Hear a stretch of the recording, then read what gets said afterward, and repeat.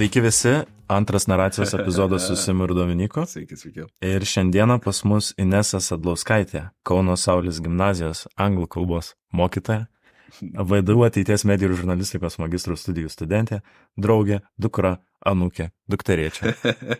Labas, Inesa. Labą dieną, labai dramatiškas pristatymas. Ačiū, kad pasikvietėt. Ačiū tau, kad atėjai. Kaip Inesa jautės šiandien? Gerai, pasiruošus laimėt. Argi ne visi mes pasiruošę ryte penktadienį laimėt? Teisybė. Kaip nešalta? Ką žinau, nelabai. Man patinka toks oras, saulutė šviečia, biškį vėsų, ne per karštą. Puiku. Tai sakytum, to labiau -20 ar +30? -20. -20. -20. Man patinka šaltis. -3 ar +3? -3. -3 ar +3? Šiaip norėčiau pamatyti -5, tai -5. O kaip atrodo, -5 yra maksimaliai, kiek buvo išrasta, prasme, rekordas pasaulyje. Lietuvoje? Ne Lietuvoje. Pasaulyje tai tikrai buvo iš -50, man atrodo. Bet aš dabar neatsimenu, ar Sibire, ar Grenlandijai. Sibire, kažkoks kaimas yra, kur... Jo, man atrodo, minus kažkas apie 5. Taip, norėčiau pamatyti tą situaciją, kaip yra -5, bet gink Dieve negyvent.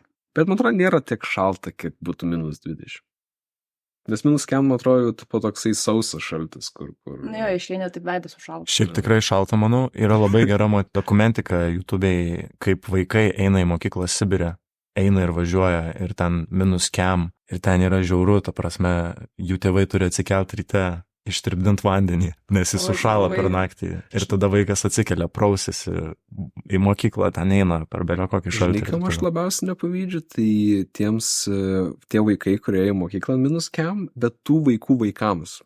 Jeigu jie dar persikelia kitur gyventi ir taip pat, o mam, šiandien šalta, bro. Aš savo laikais ėjau į mokyklą prie -40, o tu...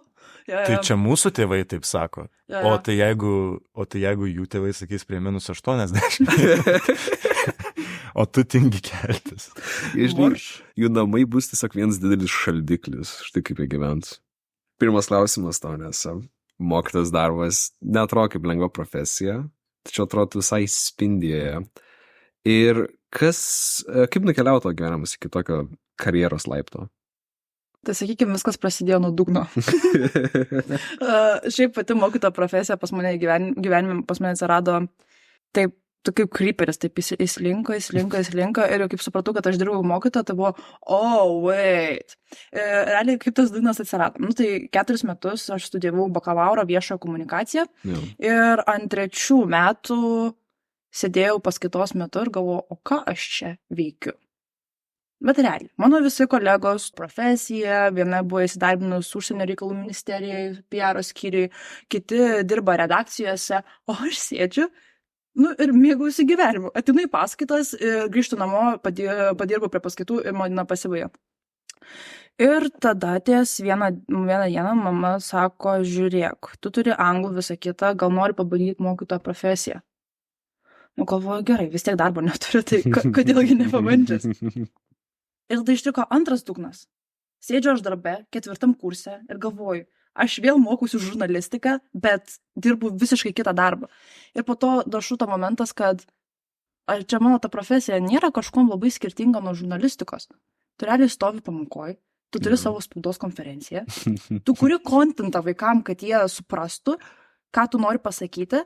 Tai realiai ta pati žiniasklaida, ta pati žurnalistika, tik mano turinys yra patvirtintas švietimo ministerijos. Ir aš turiu išdėstyti tam tikrą idėją ir tiem vaikam padėti suprasti turinį, kurį aš dėstau.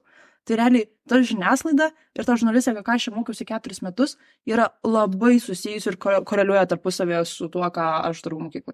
Šiaip įdomus požiūris. Nemanau, kad kažkas buvo sulyginę mokytojo darbą ir su žurnalisto darbu, bet aš manau, kad mokytas toks gyvenimo žurnalistas, kuris išdėsto. Labai daug panašumų, aš irgi pritarsiu tau ir vakar taip pat galvojau ir netgi turėjau tokį klausimą iš tikrųjų to paruošęs, bet tu jį jau atsakėjai. Jo. Bet kaip galvoju, ar šitie darbai gali būti suderinami, jeigu žmogus nori siekti karjeros aukštumų abiejose profesijose? Taip, žurnalisto darbas ir mokytojo darbas. Buvo pas mane momentas, kada aš dirbau tiek redakcijoje, tiek į mokyklą. Tai ką galiu pasakyti, kad po mokyklos jau sėdėti redakcijoje ir kepti tos straipsnius buvo milžiniškas iššūkis, ypatingai kaip nesu mėgėja rašyti. Man labiau patinka kurti turinį, kuris yra gyvas, video, audio formatu. Nu, tai ten būdavo kova už išlikimą.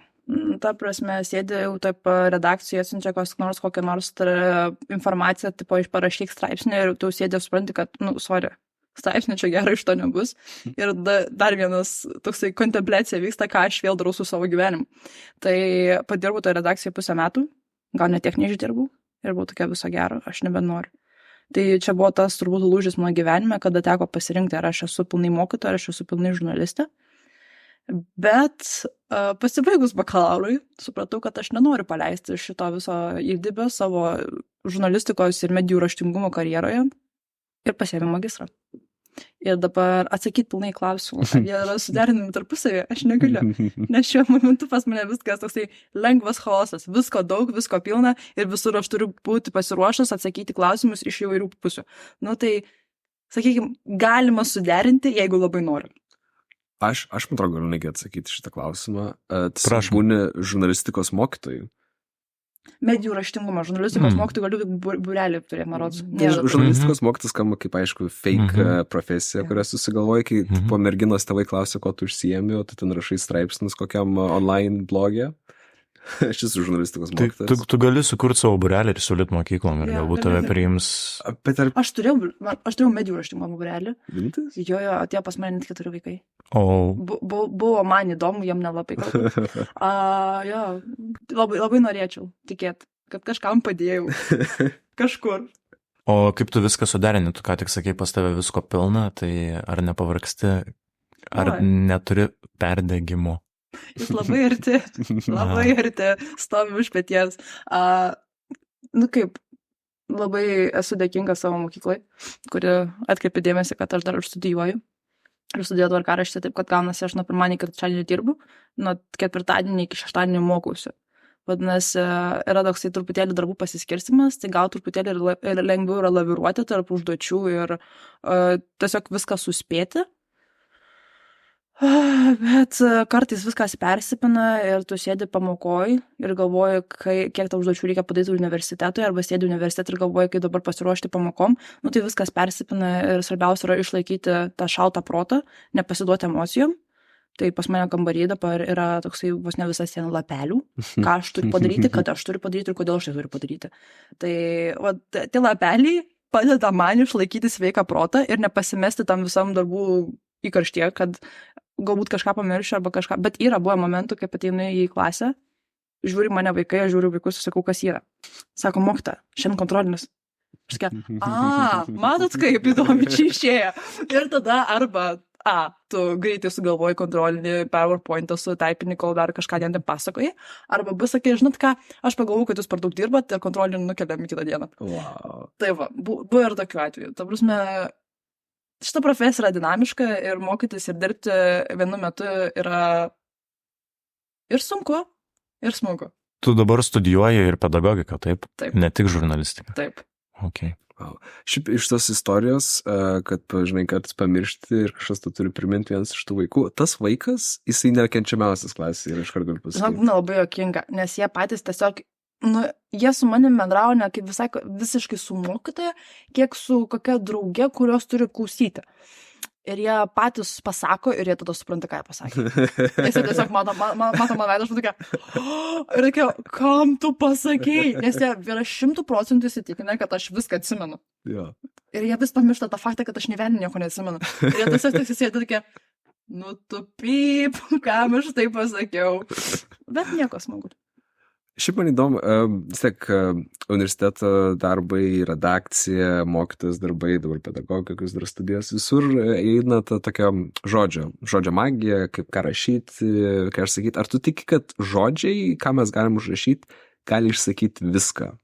Ar kartais yra, kad žmonių gestai, kūno kalba, tiesiog tyla labiau išsako negu žodžiai? Nežinau, neatsimenu, kur skaičiau, bet kas jau parašyta ant popieriaus, yra mirus kalba. Viskas. Wow. Tu paskaitai, tu parašai ir tas dalykas yra nekintantis, kaip konstanta. Dar gali biškai kisti nuo kiekvieno mūsų ten, pavyzdžiui, kultūrinio konteksto, ką tu paskaitai. Sakytinė kalba, verbalika ir neverbalika priduoda labai daug. Dėl to, pavyzdžiui, kodėl mes esame labiau linkę žiūrėti audiovizualinį turinį negu skaityti knygas, dėl to, kad mes gaunam ne tik tą informaciją, faktus žodžiais, bet mes dar gaunam informaciją žmonių konkrečiai, kaip jie elgiasi, ką jie daro, nes realiai tu gali sakyti vieną, bet tavo kūnas gali rodyti visiškai kitą. Ir pavyzdžiui, šitas įgūdis pas mane darbe, mokykloje dirbant, dar pagilėjo, šiaip aš labai domėjausi psichologiją ir vis dar domiuosi. Ir būtent ta neverbalinė kūno kalba labai daug ką pasakant yra. Vien jau toks elementas, kad vaikas atsisėda sukryžiavęs rankas, tu jau supranti, kad tu jo nebeturi ir jis tavęs nebeklauso. Vadinasi, tavo yra momentas, kaip mokytojo, pedagogo, tą vaiką arba nuraminti, arba pasiklausti, kame problema, kodėl tu manęs negirdi. Ir tada pradėti toliau vesti pamoką, nes kartais tu ateini į klasę ir tu supranti, kad tu šiandien normalios pamokos nepravesi. Nes vaikai ateina į pamoką, jie neateina tuščiom galvom. Pas juos buvo rytas, gal šeimoje kažkas įvyko, gal mokyklai kažkas atsitiko. Ir tu turi kaip pedagogas atsistoti ir savo žodžiais ir savo kūno kalba pasakyti, jūs čia esate saugus, dabar nusiraminam, išsiaiškinam, kas buvo ir važiuojam toliau. Tai vien žodžių neužtenka, tu dar turi suprasti, kaip jie elgesi, kodėl taip elgesi ir visko sudėti vieną ir tada ieškoti problemos sprendimo būdų. Čia toksai, manau, modernus pedagogo darbas, nes vėlgi senamadiškai, mokytas senamadiškas, jiems, žinai, nesvarbu, aš turiu savo tą dalyką, kad dėstu 20 metų ir man nesvarbu, kaip su atrodo, ar šiandien rytą blogą turėt, einam, darom ir viskas. Čia labai nekoks požiūris. Jo, aš gal, šitą man turbūt yra baisiausias dalykas, aš nenoriu būti toksai mokytas, kur taip ateina prieš klasę, man granai dzinant jūsų visų, aš dabar šiam padėstysiu ir jūs darykit, ką jūs norite. Bet manai, kad tas mokytas irgi atėjo iš pradžių savo, pirmais metais karjeros buvo irgi atpojo, žinai, saugi vieta viską ir po 10-15 metų, tiesiog, vis. Svarbu nepertekti, svarbu palaikyti balansą, nes būna, ir dabar, jau kiek aš metų dirbu mokyklai, turėjau tokių momentų, kur tikrai kirto į paširdžius ir galvojau, atrodo, tu atiduodi save visą, tiem vaikam atiduodi širdį, galvoju, kaip įdomesnės pamokas padaryti, o jie ateina su tėvais ir tau pasako, kad tu vos nesi per jauna, ką tu čia dabar darai ir tu vos esi nekvalifikuota dirbti šitą darbą, kodėl mes negalim gauti mokytojo, kuris yra geresnis už tave. Bet tu supranti, kad tu stengiasi viską atiduotam darbui ir tiem vaikam, kad jie suprastų tokius elementarius dalykus, kur realiai galėtų patys tiesiog pasiskaityti, man nereikėtų galvos kvaršinti, bet iš to noriu kažką padaryti geriau. Ir tada taip ateina ir toks šaltas dušas. Supratau. Tai per tokius momentus galima labai greit palūžti ir pamatyti, kad gal aš visai čia nedėsiu jokio emocinio indėlio ir jūs darykite, ką jūs norite. Bet iš kitos pusės tai grūdina tai. Ir manau, geriau praeiti tai jaunam mokytojui, negu nepraeit ir nežinot, kaip į tokias situacijas reaguoti. Nes tėvų visokių bus visada. Ir su jais ne visada lengva bendrauti. Būtent komunikacija ir vėl tu žiūri, stengiasi, tie iššūkiai yra tam darbe, bet kaip sakai, grūdina. Ir gal net ir gerai, kad aš jauna, pačioj pradžioj savo karjeros patyriau tokių šaltų dušų. Ir dabar jau bent jau žinau, kad, sorry, bet čia ne mano problema, kad jūsų vaikas nesimoko. Aš galiu pasakyti iš savo patirties, ne kaip pedagogo, bet futbolo teisėjo, aš žymiai labiau mėgdavau teisėjauti vyresniems žmonėms, kur daugiau bėgiot, negu mažiems vaikams. Nes su mažais vaikais už nugaros tos mamos metai tave daiktus. Jos kažkada moteris buvo prieėjus tiesiai man prie ausies ir pradėjo rėkti man. Aš turėjau nutraukti rungtynes. Jų referijai? Jo. Bet moku labai daug keiksmažodžių teisėjaudamas, nes ypač mamos, tas dalykas yra. Mamos su jaunais vaikais, jos yra išprotėjusios. Jos tave suvarys į grabą ir manau, kad daug žmonių skundėsi LFF, ten Lietuvos futbolo teisėjų sąjungai dėl manęs, nors aš ten iš vis neturiu licenzijos nieko, aš tik mažiems vaikams teisėjau. Tai jo, tai man... mane dar daiktų nėra pradėję mėti, so that's good. Bet jo. Bet aišku, yra geros patirties. Yra tėvų, kur ateina, sako, ačiū, kad jūs užsiemat su tais vaikais. Ypatingai, kaip dirbau su pratinukais. Tai tėvai buvo tokie, būkit gerai, neišeikit iš tos mokyklos, jiems labai čia patinka su jumis. Bet teko išeiti iš mokyklos, nes šiais metais prasidėjo dviejos studijos ir dar darbas mokyklai kitoj, tai aš buvau tokia soriukas, žinokit, nebepatemsiu ir išėjau. Bet yra tos geros patirties, tie blogi momentai, būna, sakykime, 1% iš 100 atvejų. Na, aišku, natūralu, turi būti visko dar, bet negali būti viskas rožėm klota. Tai va. Bet svarbu, aš manau, kad tas dalykas yra pozityvus vertinimai, aišku, gerai, bet mes labai dažnai pamirštam jas. Ypač, kai būna sunkus momentai, čia tas pats, kaip žinai, turiu liūdną muziką, pasileidai liūdną muziką, tas pats būna blogi momentai, iškart, oi, čia man tą sakė, taip, gal aš iš tikrųjų esu netikus ar netikęs, bet labai dažnai pamirštam tos gerus įvertinimus mums ir manau, kad tu turėtum jas atsimintis, manau, kad tikrai mokiniams spūdingai gerai su tavim, tai kiekvieną kartą, kai kažkas atsitiks, atsimink gerus įvertinimus. Ja.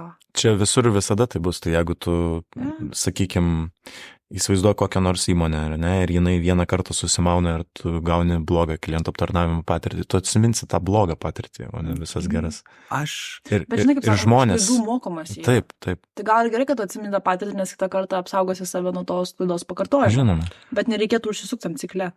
Su klientų aptarnavimu tas dalykas yra, kad tu neatsimini savo klaidas, bet tu atsimini, kad bet ką tu padarysi, vis tiek bus žmogus nepatenkintas. Tai nebūtinai. Jeigu tu padarysi gerai, bus patenkintas. Dominikas yra nusiteikęs pozityviai. Jis laiko tą pozityvę dvasią. Aš kaip pradirbęs 5 metus klientų aptarnavime skirtingose sferose, ypač viešbučio administratorių, ten visi nepatenkina, nors ką tu padarysi. Mane vienas šveicaris žadėjo įdėti mūsų viešbutį ir nufotkino mano veidą į laikraštį šveicarišką, kad nieks nelaikytų šito viešbučio. Nes jinai norėjo nusiderinti pigiau butas, kambarį išsinuomoti ir sakau ne. O tas viešbutis kur buvo? Ką? Kur tas viešbutis buvo? Palangoj. Labai Šveicarijoje aktualu. Jeigu įdės tą vietą. Prasme, toks nuostolis būtų. Čia ta tipinė Karen, kur tu pagalvoja, kad jinai pakeis pasaulį savo postais. Smagų žmonės tokie, man patinka jo. Bet, žinai, reikia tokių žmonių. Aišku, reikia, visokių žmonių reikia. Tai smagiau gyventi. Jo. Man įdomu, vėlgi, yra žurnalas vienas. Ir man teko atrasti tai, tas žurnalas yra Panelė, tu kaip suprantu skaitydavai, gal dar skaitai? Ten įdomesnė istorija buvo, bet galvon. Tai tu atsidūrei tam Paneliai ir kas nedažnas žmogus gali to pasigirti ir man labai įdomu išgirsti tavo istoriją, kaip tu ten atsidūrei. Tai va, žodžiu, esmė pradėkime jau nuo Ievos ir Adomo. Aš 11 klasėje buvau 100% įsitikinus, kad aš būsiu medikė. Chemija, biologija, čia buvo mano arkliukas, man labai patiko šitie dalykai, aš domėjausi apskritai tokiais procesais, kurie yra sunkiai paaiškinami ir jie mane tiesiog vežė, man buvo o kodėl, ir taip variau, kol perdegiau. Ir kai perdegiau, tada vėl čia buvo turbūt viena iš mano krizių asmeninių, kur, o ką dabar tai su savo gyvenimu. Ir nuo mažų dienų, žinot, kaip buvo tos svajonės, ką aš noriu daryti su savo gyvenimu, ir buvo toksai, žurnalistė. Kaip įdomu būtų žurnalistė būti. Toksai romantizavimas to visos profesijos. Tiesiog taip, wow. Tai atsimečiau, aš tą chemiją mečiausi, aš tą biologiją lauk per bortą ir sakau, viskas, nuo šiol aš būsiu žurnalistė. Ačiū Dievui, aš labai sudėkinga tam, kad jie nereagavo per daugiausiai mano visus šitus dalykus ir jie tiesiog mane palaikė ir suportino, sako, gerai, jeigu tu būsi laiminga, go for it. Ir sėdžiu maros pamokoje ir žiūriu, kad Facebook'e, ieškom žmonių, kurie galėtų sakyti interviu. Panelė žurnalas. Galvoju, aš jau čia žurnalistė, važiuojam, dabar parašiau, kad galiu atsakyti interviu, pakalbėti tam kažkokią temą ir gerai. Ir ta žurnalistė mane atsirinko. Jie labai patiko. Ir atsiuntė man Wordo failiuką, ten buvo klausimai, aš tos klausimus atsakiau. Ir the rest is history. Tiesiog dar paprašė, kad atsiųsčiau nuotrauką ir taip atsidūriau žurnalį. Aišku, nieko per daug fancy, ta prasme, čia visiškai galėjo bet kam taip atsitikti, bet aš jums nemoku pasakyti, kaip paglostė mano savimylę, pasimti tą žurnalą ir pamatyti savo nuotrauką su mano neredaguotais žodžiais. Tai, ką aš atsakiau, buvo visiškai tip-top įrašyta tą žurnalą. Čia buvo mano proudest moment. Tikiu. Tikrai, aš manau, kad kiekvienas norėtų žurnalį atsidurti, tu pačiu dar, kaip norėjai tapti žurnalistė. Ypač Paneliai. Ypač Paneliai. Ypač Paneliai, čia buvo, žinok. Aš be sarkazmo tais laikais, tai vis tiek Aš negaliu pasakyti, kad aš buvau labai Max Delio fanė panelės, aš gal labiau Cosmopolitan skaitydavau, nes man patiko tokios kvailos antraštės, tai ten tokia visiškai bulvarinė spauda, ten tokia nesąmonė prirašyta. Aš tiesiog skaitydavau ir galvodavau, kodėl. Bet skaitydavau tą Cosmopolitan 14 metų, horoskopai dar kokios nesąmonės, o panelė buvo toksai, žinau, toksai gražioji mergaičių pusė, tipo ten kokį makijažą pasivimti einant į pirmą pasimatymą. Ir ten tokie visiškai gyvenimo nesugadinti straipsniai, kai kurie diskutuoja tokiam rimtesniem temam. Tai aš žinau tą žurnalą, bet ar aš jį labai skaičiau? Ne. Užsiminėjai apie kvailas antraštės. Taip. Kai dirbai redakcijoje, ar turėdavai užduočių galvoti, kuo įdomesnės kartais kvailas Taip. Antraštės? Okay. Ir man tai labai nepatiko. Čia turbūt vienas iš dalykų, kodėl, atsiprašau, jeigu klausys mano redaktoriai šitos laidos, kas man baisiai nepatiko, tai tokia, aš nežinau, aš tam darbė jaučiausi beprasmiška. Mane buvo ištikusi visiška beprasmybė, nes aš nemačiau tikslo, kodėl aš tos straipsnius apskritai rašau.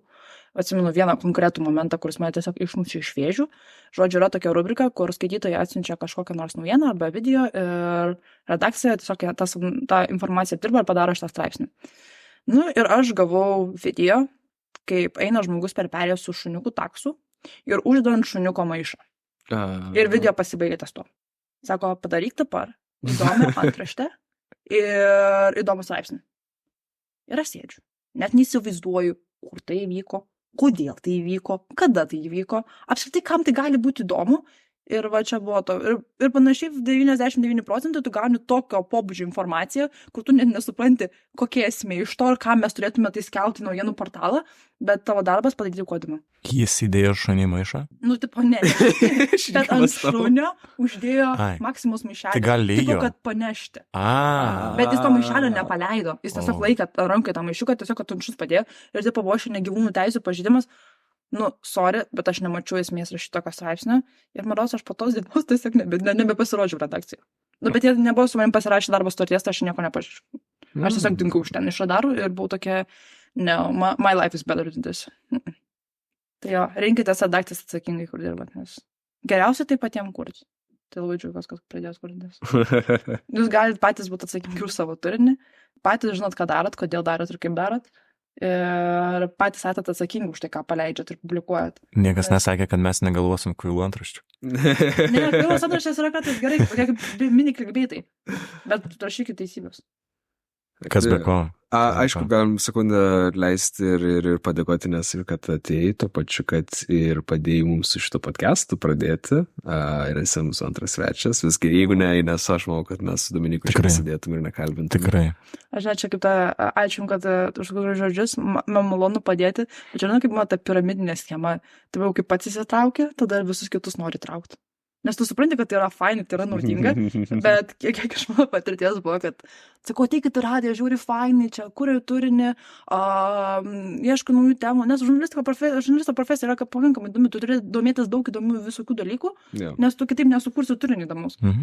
Ir jūs taip ateina, o tai čia mums šnekėti reikės? Tai sakau, jūs taip į radiją atėjot, jums reikės šnekėti. Tai aš gal nenoriu šnekėti, aš nemoku šnekėti, čia gal nesukursi įdomaus turinį, tai aš labai džiaugiuosi, kad jūs pradėjot apskritai kurti, nes labai sunkiai žmonės pagauna tą dalyką, kad įdomus turinys ateina tik per praktiką. Tu turi gerai išsimurgdyti. Kas be ko? Pabendrauti su auditorija, pažiūrėti, kokie jų poreikiai ir kaip tą padarysi, tu pradėsi matyti, ką padaryti dar, kaip padaryti tą tinklalaidę arba radio laidą įdomesnę, kokių svečių žmonės norėtų, kas mus, nežinau, padarytų matomesniais ir va tokios detalės. Tai va, šiaip radio veikla yra išlikus kaip gražus dalykas mano praeityje.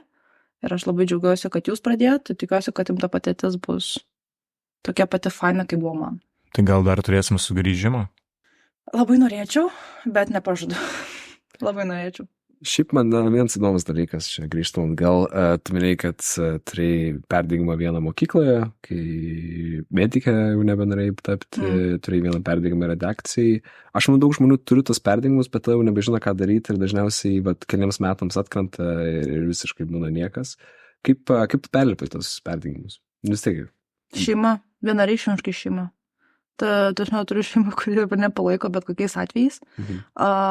Ir sesė yra tas mano idėjų generatorius. Nu, ne tai, kad man aš ją pasistatau, sakau, dabar tu galvok ir su botagu ten dužau. Ne. Tiesiog natūraliai, žinai, sėdim, diskutuojam apie gyvenimą, ūkį ir bites. Ir tiesiog diskusijų metu išplaukia tie sprendimai, išeina tas toksai, o ką dabar? O tai gerai, tau čia nepatiko, o tai ką dabar? Ar tu get your shit together ir varai toliau, ar tu nori pakeisti, nes jau daugiau nebegali žiūrėti tą.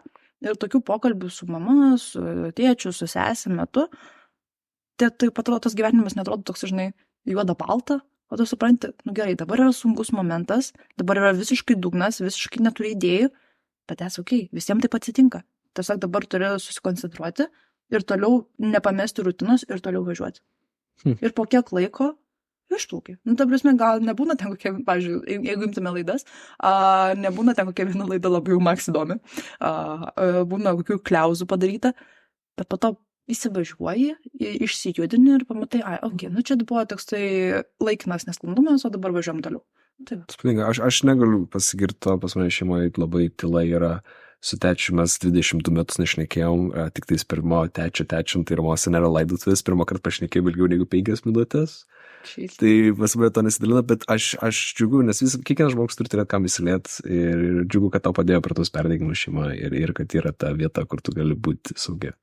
Mano šeima yra tokia, stiprios asmenybės. Mano mama irgi yra mokytoja, tai jinai irgi daug gyvenime mačius. Mano sesė pati nuo gimimo yra labai stipri asmenybė ir aš žinau, kaip tas gifas yra tas get your shit together. Tai čia yra grinai mano mama su sesė. Jos būna tokios, gerai, užtenka čia priešlenti, dabar varai, daryk kažką toliau. Aš nežinau, kaip jos tai padaro, bet jos mane gerai pažįsta. Jos žino mano visos silpnas ir stipriasis pusės. Sako, Inesa, tu tiek daug pasiekiai ir dabar mesi dėl to, kad dar dabar sunku. Pagalvok dar sikelį. Ir tada važiuojam toliau. Nu, ta prasme, čia mano vienas pagrindinių draugai yra, tai jo. Nesakau, kad visi paskatinimai būna apie krašus. Būna, gal tu net kartais skaudu išgirsta tokią skaudžią tiesą apie save, kad, tu supranti, čia gal biškį padramatizavau. Bet pasako tiesą. Visada 100%. Galbūt tam momentui nebūna lengva tą tiesą apimti, kaip tu gali taip apie mane sakyti, bet po to taip sėdi, realiai taip yra. Geriausia kritika yra iš šeimos ir geriausių draugų, nes jie geriausiai tave pažįsta. Jo, aš manau, kad šeima toksai juodžemis, kuris purvinas, tai valiojasi, išsipurvini, bet iš jo išauga geriausia derva. Būtent, nes tu taip, sakai, išsivolioji ir žinai visas silpnybės ir visas stiprybės. Ir žinai, ko tikėtis, tai labai gerai. Dominikai, turėsi klausimą?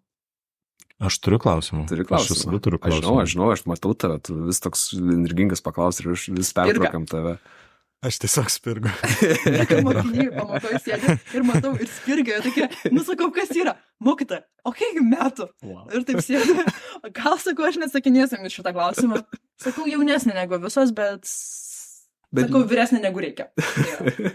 Mes čia turim tokį prieskonį mūsų laidoje paklausti filosofinio klausimo kiekvieno pašnekovo. Okay. Tai klausimas skamba taip. Į pasaulį žiūrime pro tam tikrą prizmę, kurią mes, kaip žmonės, patys susidėjome. Ar tai vis tiek reiškia, kad ką mes matome yra tiesa, ar tai yra tik žmonių būdas paaiškinti šį gyvenimą ir pasaulį? Jesus Christ. Žinau, čia yra geras klausimas. Sakykime, nuo tos prizmės. Pradėkime. Pirmiausia, po to paprašysiu priminti tą antrą klausimą. Kas be ko? Prizmė, sakykime, suprantu taip, kaip yra tavo asmeninės vertybės ir tavo išgyvenimai, tavo patirtis, ką tu atsineši į gyvenimą. Ir kuo daugiau tos patirties tu turi, kuo daugiau tu esi patyręs gerų ir blogų momentų, akimirkų, atsiprašau, tada tu gali matyti tą pasaulį, ne tik, kad jis juodas ir baltas, bet ir suprasti tam tikrus niuansus, kad ne visi bus tau geri, ne visi bus blogi ir tiesiog tą padėti pasaulį per tą prizmę vertinti ne aplaidžiai, bet atlaidžiai. Tiesiog, kad, gerai, atsitiko taip, ar tai mane paveikia, ne, ar aš galiu padėti tam žmogui, galiu, ar jis nori pagalbos, ne, tai okay, let's go. Ir pradedi vertinti tokių šaltesnių protų, ne emocionaliai. Tai va, ta prizmė, tai mes ją kiekvienas turime ir kiekvienas atsinešam, nes tai yra mūsų asmenybės dalis ir mes negalim to pakeisti, Bet čia tas vienas iš momentas, kad ir tam pačiam aptarnavimo sektoriai, kad tu turi suprasti, kad nebus viskas pagal tave, nebus tai, kaip tu nori, bet turi mokėti priimti tos pokyčius, turi mokėti priimti tas krizės ir nekenkti kitiem, o tiesiog arba pabūti pasyvus stebėtojas, arba jeigu gali, padėti. Bet tik tuo atveju, jeigu žmogus nori pagalbos, nes kitu atveju gali gauti nuos. Aš galiu gal pasidalinti citatą vieną, kurią Prašom, Simai. teko skaityti. Prašom. Tai buvo, kad čia visi gali vartoti skirtingai Dievą, likimą, dar kažką, bet siekim Dievą. Dieve, duok man kantrybės, kad nesipriešinčiau tam, ko negaliu pakeisti, drąsos, kad pakeičiau tą, ką galiu, ir išminties, kad galėčiau atskirti vieną nuo kito. Ir aš buvau, kad čia labai tiesiai pataiko tavo pusę, kur tu turi savo prizmę, bet kartais tiesiog, tu turi sustoti, nes yra tavo nerisali tiesa, nieko nepadarys. Jo, man patiko visai atsakymus, kaip to dalykai. Man labai patiko ne tik atsakymas, bet ir visas podcastas, iš tikrųjų. Smagu. Puikus pašnekovas. Taip, puikus pašnekovas, tikrai. Iš tiesų. Tai ką, galim padėkoti, nes... Ačiū labai, Nesa, tau dar kartelį už tai, kad atėjai ir atsakėjai į mūsų tikėjomės įdomius klausimus ir lauksim sugrįžtant. Ačiū Jums, kad pasivietėt, buvo tikrai įdomu ir tikrai failai ir tikrai daug smagiau negu tikėjausi, tai ačiū Jums ir klausykit šito podcasto, nes jis turi gerą potencialą. O dabar pasimelskim. Ai. O kodėlgi ne? Amen.